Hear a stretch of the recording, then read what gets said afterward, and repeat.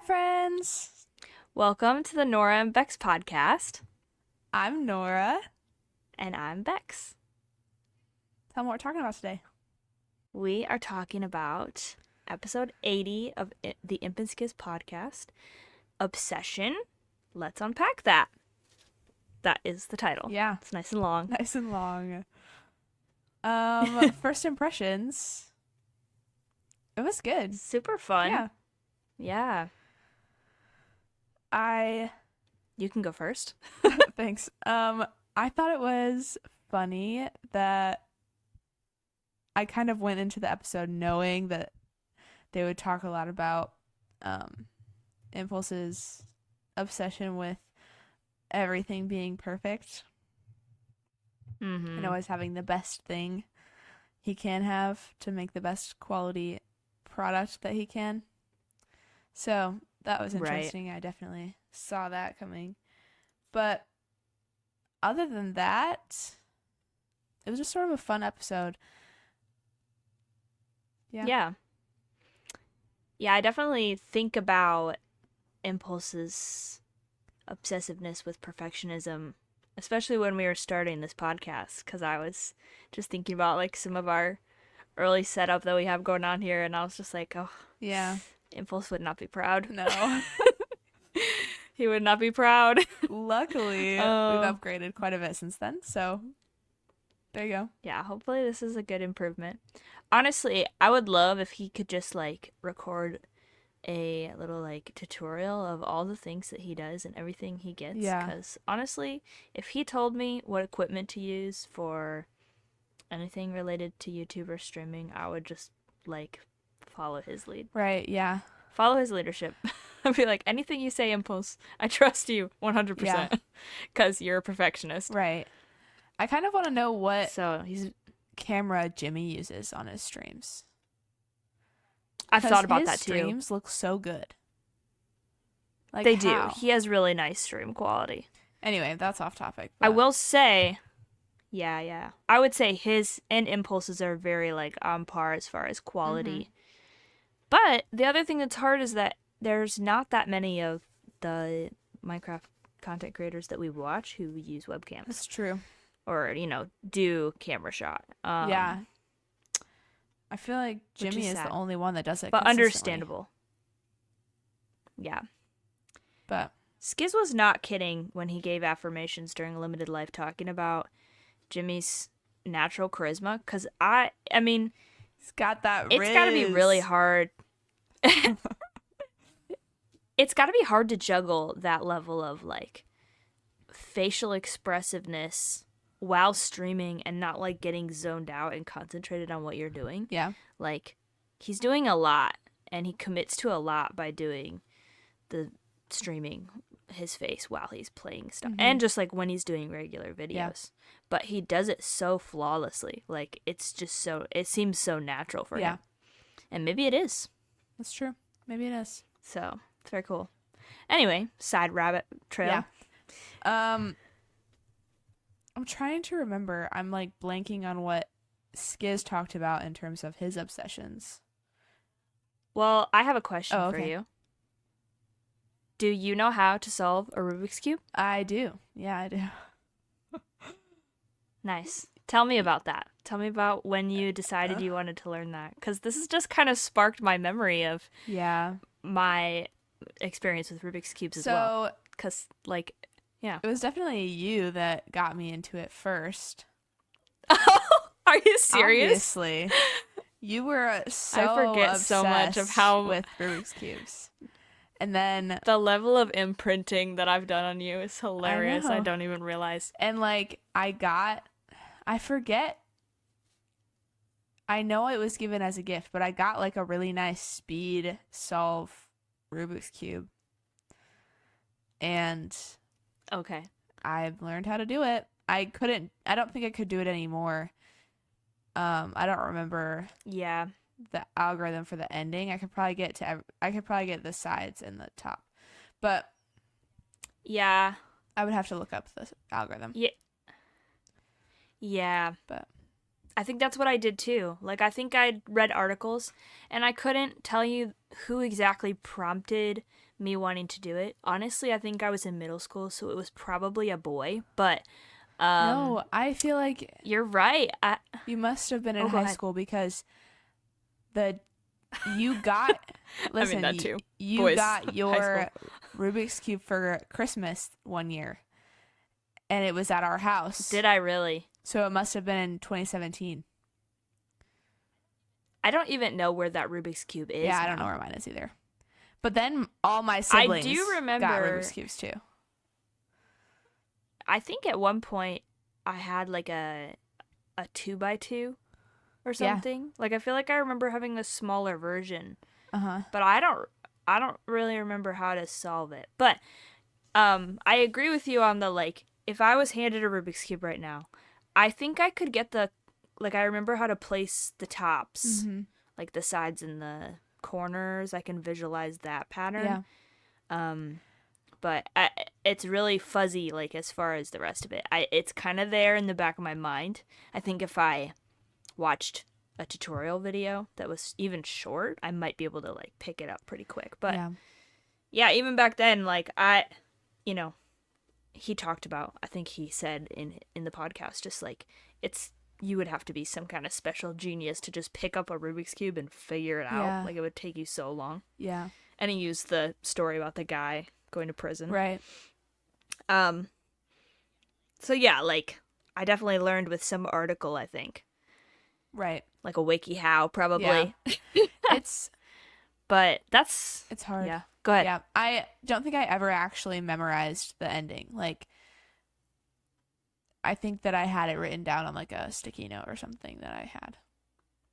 But I don't know. See, I think I did memorize it, and I did, like Skizz was talking about, like, I got to a point where I could do it by myself, and then I'd set it down, and then I'd mix it up again, and then I'd do it. Like, I do remember doing that a couple times, and I remember trying to time myself. Honestly, probably somewhere in my notes is my best time, and it's probably, my brain wants to say it was somewhere, like, over 2 minutes, which is really long, but, like, that was an accomplishment for me. But that's so funny that I had, like, a Rubik's Cube obsession, because I don't really remember it being that prominent, but I do remember really wanting, like, some of the other, like, really complex shaped ones, or there was one that, like, worked on gears or something, and you did a lot of research about them, for sure. Yeah, which I would say that's where my, like, obsessiveness lies. Yeah. In a much more toned down kind of way. And maybe that comes from being, younger, and I just haven't really experienced as much life to, like, find things where I really obsess over them. But I don't know. But what is your personal experience with experiencing, I said experience twice and now 3 times, obsessiveness? Yeah, I've been trying to think of something, and I really don't know. I feel like in terms of, like, getting a skill. Oh, I have one. Okay. So my obsessions are really short-lived, for sure. Like, a couple days tops. So, and I may not even achieve what I want from them. It's just whatever. But one time when I was younger, probably like 12, I was in gymnastics, and I wanted to do the splits really badly. With everything in me, I wanted to be able to do the splits. And so one day I just decided I was going to start practicing and stretching and trying to get my splits. And I just spent the whole day stretching, I think. The entire day. And I would, like, take breaks, but I would just, like, go right back to stretching. And I think I couldn't walk, like, the next day or something. Because stretching makes you really sore. Dang. But eventually I did get my splits for a time. I don't have them anymore, but I had them for a second. And yeah. Very proud of you. I think there was a point in high school for me where I also like really wanted to be able to do the splits, but I think it was like a morning and evening thing where I did like the basic like stretches every day. Then that every day, but that was it. And I didn't get to it. I got really close. Yeah. But that was for a theater production I was in. Mm-hmm. And I was like, there's a chance we might need to do splits for this show, for this one choreography number. Mm-hmm. And then when they told us that we weren't going to have to do them, I was like, oh, well, this is pointless. Yeah. And it's really not a very usable skill. I mean, being flexible is nice, but there are more impressive ways to be flexible, I feel like. I think that your middle splits is actually more useful because right now I'm like someday I really want to be able to do a press handstand, and I think that being flexible in your middle, like your straddle, is more important than your splits. So I should really practice that. Whenever I think about the splits, not whenever, but often when I think about the splits, I think about... Oh my gosh, no. I know. Do you know this story? Yeah, I have to. Go ahead, though. Well, so it was one of my high school proms, probably my senior year. Mm-hmm. I love that you know this and you weren't even there for it. Friend of mine, in my friend group that we all went to prom, I don't even know. I think he was just not in the mood to dance that much. Like, he wasn't vibing with prom. I think it was maybe his first, or maybe not. Maybe it was his second. Anyway, we kind of like, did the rope pull, convinced him to come dance with all of us in the middle. And I think they were doing like, a dance circle? Is that what you call it? I don't even know. Yeah. I'm so beyond that. Yeah. And, he was just trying to show off. He wanted to do something cool. So he did the splits, and he could do the splits at one point in time, and I think he still probably could have, but it had been a while, and he had not stretched. He had not warmed up. And he was hurting pretty bad, and we later found out he tore his hamstring. Oh my gosh. Yeah. It was pretty bad. Yikes. I think he actually did it and then did it again. I think that's what for sure tore it. It was pretty bad. It was definitely like a FOMO thing, and he paid for it. It was rough. Yeah. That's so unfortunate. Yeah. In terms of any other scenarios where I was obsessed over something, I can't recall really. See, and something that's different about us too is that like I have much more of a shopping habit, not in a super unhealthy way, but like I would more describe it as getting fixated. I don't know if fixated and obsessed are really the same thing. Maybe they are, but I don't know. It feels a little different in my mind. I think you have a hobby obsession. That could be. Like short-lived hobbies for sure, but I always keep them in the back. I don't just like give them up entirely. Right. But once I get an idea in my head, I really can't let it go until I see it to fruition. And when I can't see it to fruition, it really bothers me. I mean, I'll use the example of these shoes that I've been really wanting for the last couple months. I really wanted this nice pair of New Balance shoes, and I was kind of holding out hope that they'd go on sale, because I'm a classic girly who's obsessed with sales and free shipping. I'll take the hook anytime. Not anytime. I've been better. I've been better. Your weakness. Free shipping is my weakness. It is a huge accomplishment for me when I can make an order and not get free shipping. Yeah. But anyway, I was really holding out hope for these shoes. I even contemplated buying them used, which I feel like I do with every pair of shoes I want to buy. I'll look for them on Mercari and stuff like that. And then inevitably I decide I don't want used shoes. I just want them crisp and brand new. Mm-hmm. And after all that waiting, the shoes are out of stock on the main website and third-party websites, and I'm worried that they're not going to restock. And now they're on places like eBay and Mercari for like $200 to $300. And so I just have to let them go. And that is really not sitting well with me. I'm still struggling. Yeah, that's really unfortunate. But I feel bad. It's okay. At the end of the day, they're just shoes. It's really not that deep, but it's true. You do have a lot of shoes already.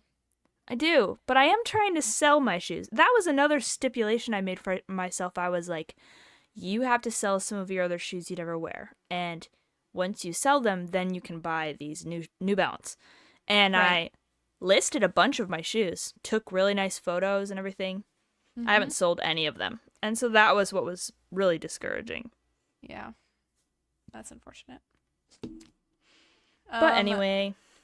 Yeah, I feel like we need to just try and count up all of the hobbies that you have. Oh, gosh. You might be a better one to count it, because I don't know. Rubik's Cube, 1. Does that still count? It's been so long. I'm counting as many, like, fixation hobbies as I can remember. Okay. I'm going to count ukulele collecting. Oh, for sure. I mean, I owned 11 at one point in time. I only have 8 now. Yeah. I did sell some. Would you count your guppy breeding phase as a hobby? I think you have to. Okay. That was a long-winded phase too. Yep. I mean, I think that went for a solid 2 years. You had a bird phase. I did. You had that was a definite fixation because I like decided I wanted parakeets and then I was like, I have to find them. But I didn't want to buy. I don't know why I decided to try one of those things where I'm like, I could buy it new from the pet store or I could look on Craigslist for someone trying to get rid of their birds. And that's exactly what I did.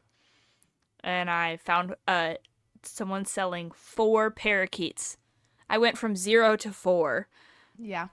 And my whole family had to experience that. I don't really know how you slept at night with those in your room. Well, when you cover them with a blanket, they're quiet at night, which I really had just the most nostalgic shock because I took care of my friend's bird for a couple months this fall. And I was like, oh my gosh, the constant noise. I forgot about the constant like background sleeping noise. Yeah. It's so funny. Anyway, let's see. So we have 3 now. That's 4. What? Oh, ukulele. Yeah, 4. Your gecko phase. Sure. Yep. You had a painting phase. You still have a painting phase. I still paint. I'm just counting hobbies that you've just invested in. Okay. Fair. So even if you still do them, like I'm just saying, like the things that you were like. I mean, I technically had my gecko up until a year ago. Thing.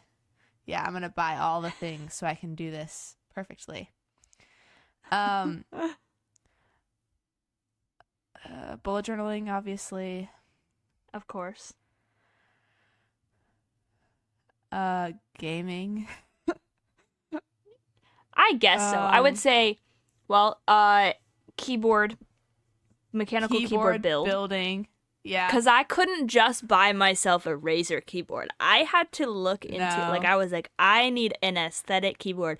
And I did not know at the time, looking that up, the hole that I was going to fall into of keycaps and switches and lube and a knob or no knob and what percentage keyboard size I wanted.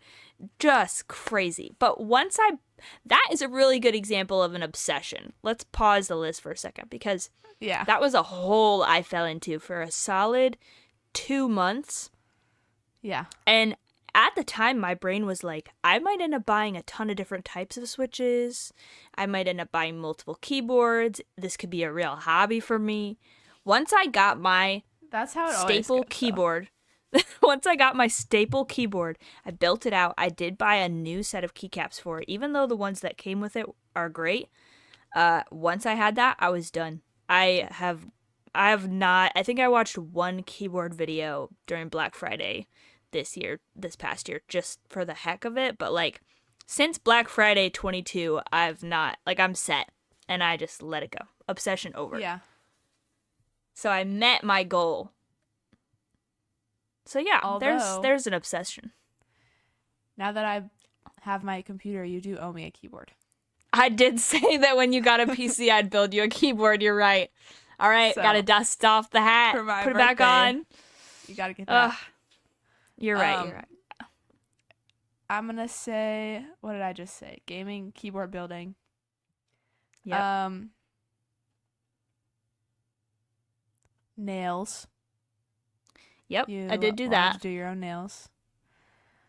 That was a very practical hobby, I gotta say. Not actually at all, but at the same time, I had been You buying. had good intentions.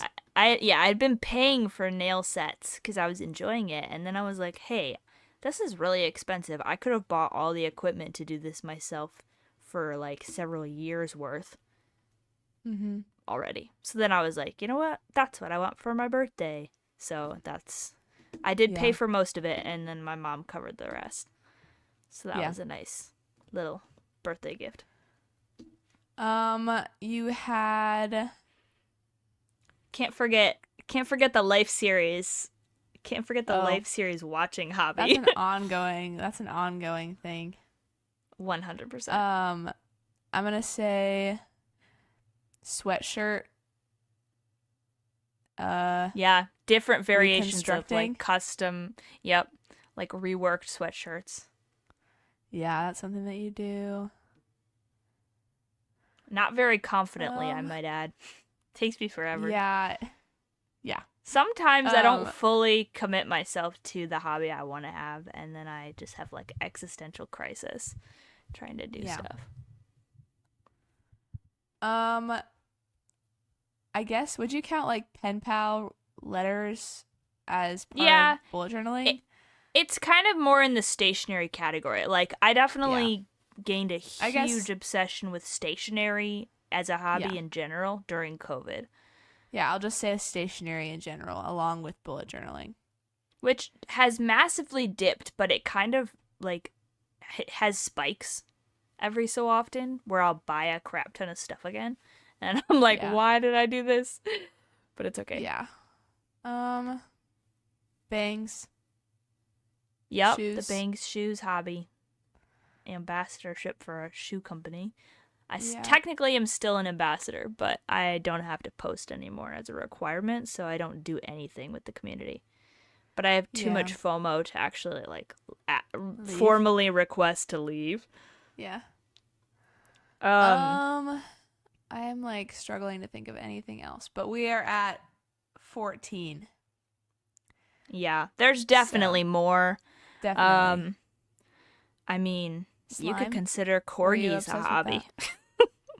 Yeah.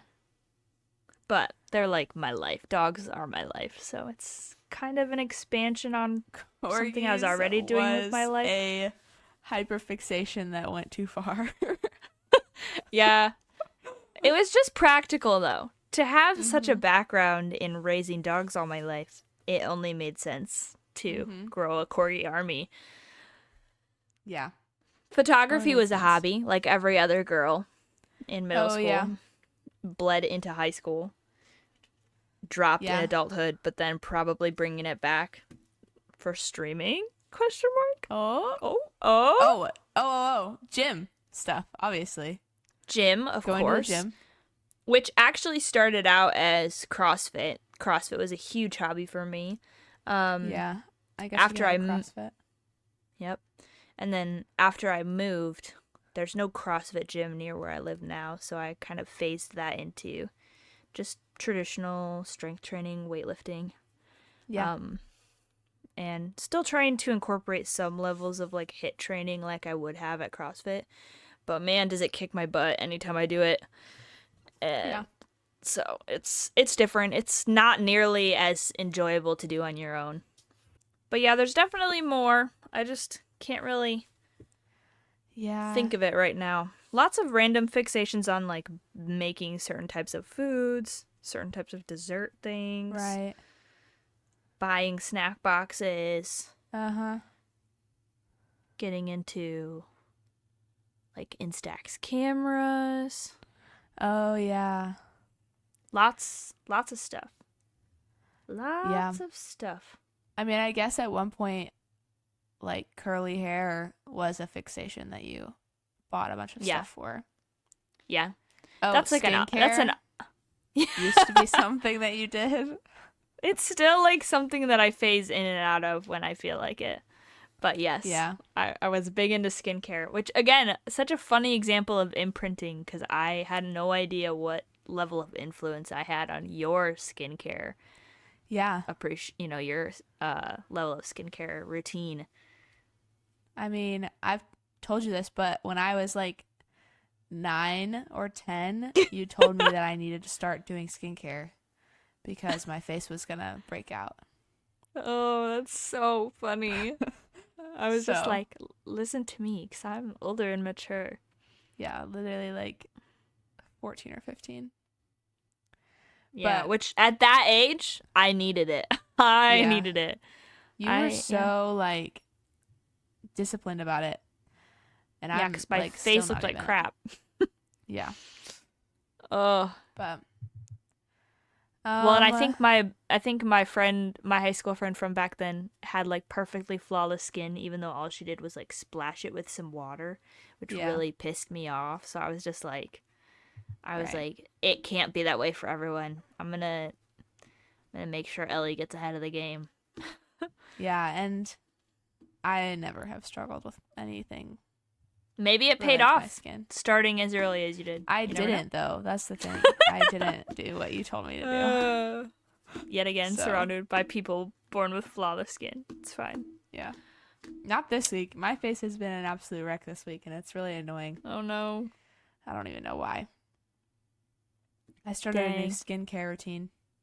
Yeah. And it's messing up my face for now. Hopefully, eventually, it'll stop doing that. But right now, it's just like freaking out. Anyway, I'm trying to think if there are hyperfixations that I've had, obsessions that I've had like that. Yeah. Because we talked about even like on our current Minecraft server how you really were determined to start building a castle. But like, even that is still just a level of like, you were hyperfixated on working on it for a few days. But that's like normal Minecrafter behavior. Yeah, and then I burnt out of it. Because nobody was. Well, it got to a point where I had to like build the roof, and I was like, no. Yeah.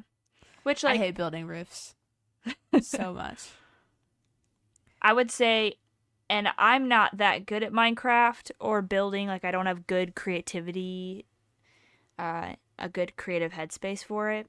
But I love working on farms, and I get very fixated on finishing them. I remember building a really big unit of Tango's sugarcane farm design. And it was several modules. And I built up like at least like 10 of them. And then I was about to do another row of 5 and realized I was 1 block too short, but right above it was our trading hall. So I was like, well, my only choice is to strip the entire thing down and break 1 block of ground and start over. Like, shift it all down 1 block. And so I was like, well, I can't. It ain't real work if you don't have to do it twice. So I can't. I think I started that at like, it was at least 1 o'clock, if not 2. And one of our other players on the server hopped on. And he was like, what are you doing? And I just was like, I hit a second wind and I was just like grinding away. And it felt good. I miss that feeling. I wish I had those kinds of grindy, motivational moments now. Gotta find that again. Yeah. Yeah, it's fun when you get on the, like, when you get obsessed with something and have to do it on Minecraft. Yeah. But yeah, I think even just for our level of experience, I guess, maybe obsessing over things doesn't come as naturally to us as a good or bad habit. Or maybe it's just something we have yet to really experience. We have a lot of life to live before, Yeah. plenty of opportunities to become obsessed. Yeah. But I think at least in our limited experience, it hasn't really been bad or unhealthy, or unwise Right. decisions. Um, Yeah. but yeah, think I think that like just yeah. Go ahead. the one that Skizz was talking about was like being obsessed with drumming. Did he say that that was one of his? I mean, both of them had that, I think, where they were Might have obsessed been. at being the best at drumming. Yeah, I think he talked a little bit about. Um, I think they both did actually. He, Impulse talked about him and his buddy Scott from back in middle school. I think like really grinding away at it. Yeah. And like drumming together after school a lot. And I think I Yeah. remember Skizz talking about like trying to improve, especially when he joined band when he was a freshman. I think he talked about that in this episode. I know he's talked about it in the past, of course, but Right. yeah, Yeah. I just notably. Oh, go ahead. I wish I had something like that where I was like obsessed with being the best at something. Yeah, yeah, like obsessing over being the best version of myself to be able to do something. Not necessarily the best in the world. Kind of like what they said. Um, that would be certain levels of like obsessive fixation that I've experienced when it comes to guitar. Like I have never had very much of a desire to play guitar a lot. Like it'll come and go. But Mm-hmm. I'll sometimes just hear a particular song that has a very specific plucking pattern, I guess, on guitar that's different from just strum chord strum patterns. Yeah.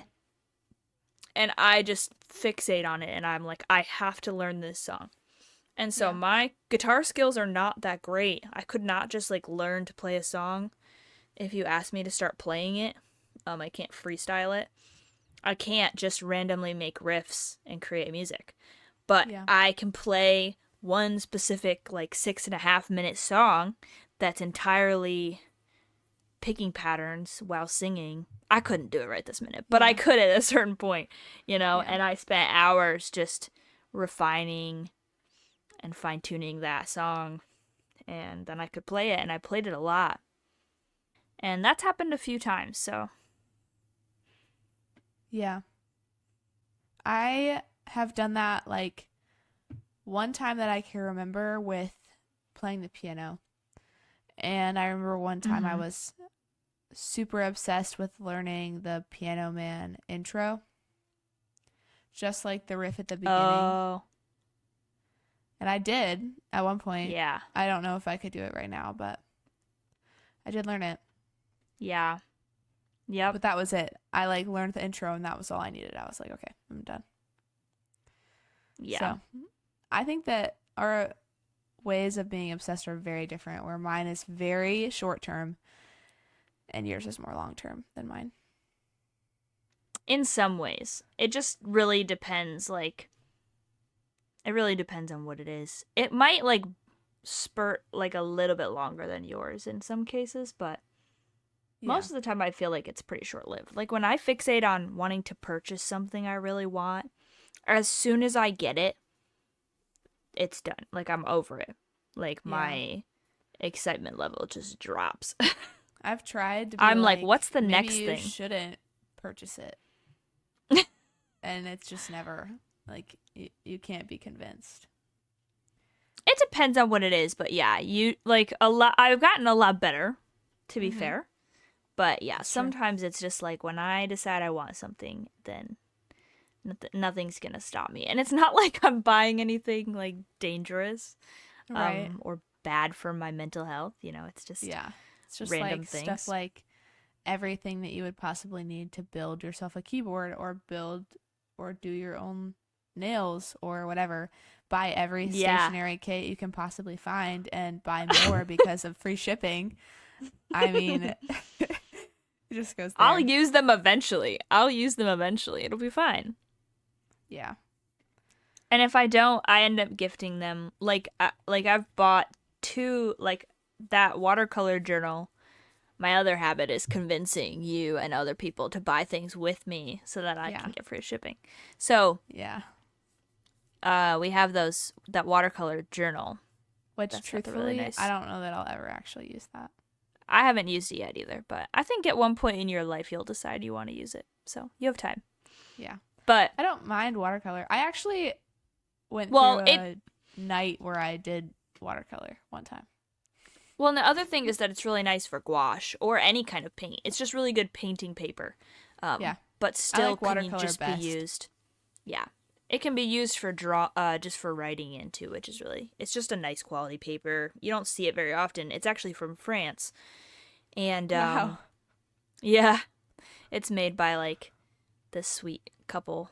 They just they run a small business, but I'm a sucker for the small businesses. But anyway, yeah. I had another identical one that was a yellow color, and I didn't love the color, but I really wanted to get one of their journals when they released their new set. Mm-hmm. But then they came out with this nice earthy green, and I was like, that is me. That is what I need. And so I bought that, and I ended up gifting the yellow one to my friend. So, it found a purpose, and everything worked out. And at the end of the day, it's just money. And that's true. If I can brighten someone's day and give someone a gift, it doesn't hurt my wallet that much to spread some love. I had one hyperfixation or obsession to fully complete the Super Mario game at one point. And I think I did that. Yeah. I also had a super obsession to get 3 stars in every Grand Prix on Mario Kart. I did have that for a moment where I was like, I mean, what really brought it about was playing with someone when the new courses came out, and I realized how rusty I was and just bad at the game. Right. And I was like, this needs to be fixed. And so I fixated on just I would sit in my room for whatever every night for an hour and just run Grand Prix by myself on my Switch. Yeah. To just get better. Oh, you know what was a real obsession? I was obsessed with getting a world time on a race in Mario Kart. I didn't get a world best, but I did get the best in the country for a time. Still very impressive. So I did do that, and I was very obsessed with that. And I am pretty decent at Mario Kart, so yeah, you could probably beat Skizz. I feel like that's not saying that much. I know. I'll just think back to. Unfortunately, I love you, Skizz, but I just think back to that. It was Skizz who was playing. No, it was Impulse. It was Impulse that Martin cut the race. Yeah. I couldn't remember precisely. Because it was Impulse's birthday. Yes, it was. Okay, see, my brain was replacing that with Skizz, but I was wonder if I could beat Martin. Dude, that would be an accomplishment, I think. That would be crazy. He seems pretty legit about Mario Kart. Yeah. I don't know. Maybe I should practice. Yeah, start practicing. Set a goal. Try and get in on the tournaments that they're in next time. That would be crazy. Oh man.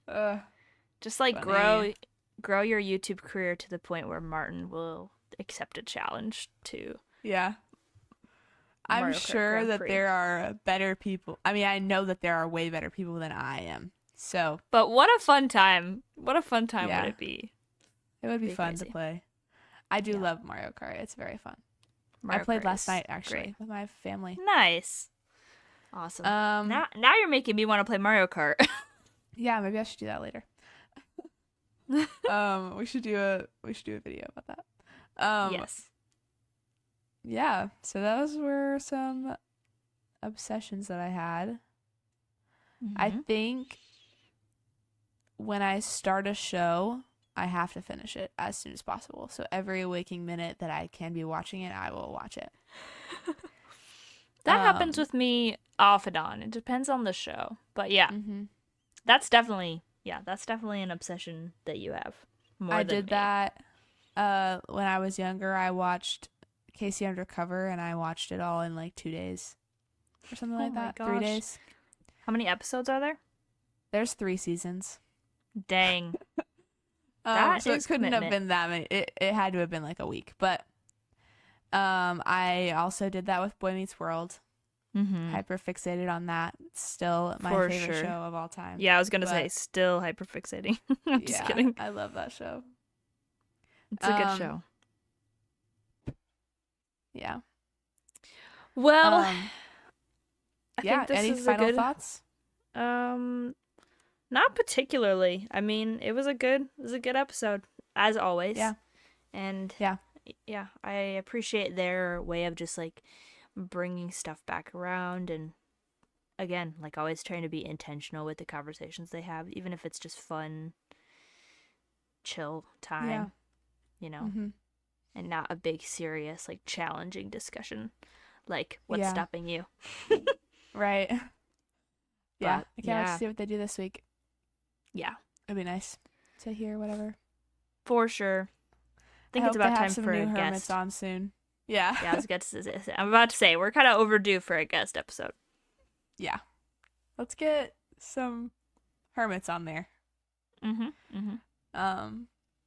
yeah, loved it. So. All right. Well, thank you guys so much for listening. I hope you enjoyed this episode, and we'll see you next week. Bye, guys.